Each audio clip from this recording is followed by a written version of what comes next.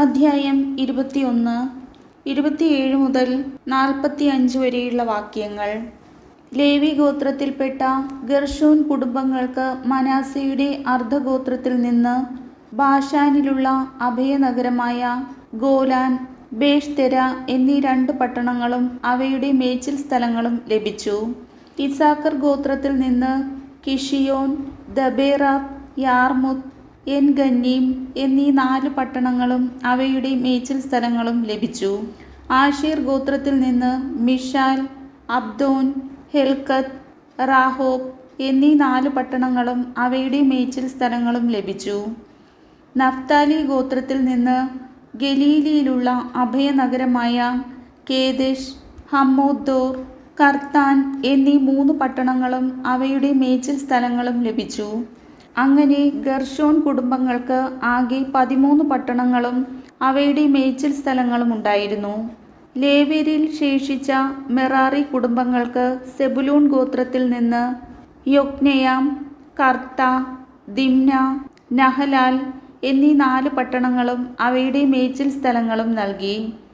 Reuben ഗോത്രത്തിൽ നിന്ന് ബേസർ, യാഹാസ്, Kedemoth, മേഫാത്ത് എന്നീ 4 പട്ടണങ്ങളും അവയുടെ മേച്ചിൽ സ്ഥലങ്ങളും നൽകി.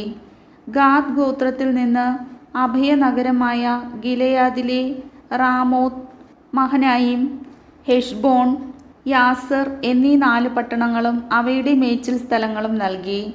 അങ്ങനെ ശേഷിച്ച ലേവി ഗോത്രജരായ മെറാറി കുടുംബങ്ങൾക്ക് ആകെ 12 പട്ടണങ്ങളാണ് ലഭിച്ചത്. ഇസ്രായേൽ ജനത്തിൻ്റെ അവകാശഭൂമിയിൽ ലേവ്യർക്ക് 48 പട്ടണങ്ങളും അവയുടെ മേച്ചിൽ സ്ഥലങ്ങളുമാണ് ഉണ്ടായിരുന്നത്. ഓരോ പട്ടണത്തിനും ചുറ്റും മേച്ചിൽ സ്ഥലവും ഉണ്ടായിരുന്നു. ഇസ്രായേൽക്കാർ ദേശം സ്വന്തമാക്കുന്നു. ഇസ്രായേലിന് നൽകുമെന്ന് പിതാക്കന്മാരോട് കർത്താവ് വാഗ്ദാനം ചെയ്ത ദേശം അങ്ങനെ അവർക്ക് നൽകി. അവർ അത് കൈവശമാക്കി അവിടെ വാസമുറപ്പിച്ചു. കർത്താവ് അവരുടെ പിതാക്കന്മാരോട് വാഗ്ദാനം ചെയ്തിരുന്നത് പോലെ എല്ലാ അതിർത്തികളിലും അവർക്ക് സ്വസ്ഥത നൽകി. ശത്രുക്കളിൽ ആർക്കും അവരെ എതിർക്കാൻ സാധിച്ചില്ല. കാരണം എല്ലാ ശത്രുക്കളെയും കർത്താവ് അവരുടെ കൈകളിൽ ഏൽപ്പിച്ചു കൊടുത്തു. ഇസ്രായേൽ ഭവനത്തോട് കർത്താവ് ചെയ്ത വാഗ്ദാനങ്ങൾ ഒന്നൊഴിയാതെ എല്ലാം നിറവേറി. കർത്താവിൻ്റെ വചനം.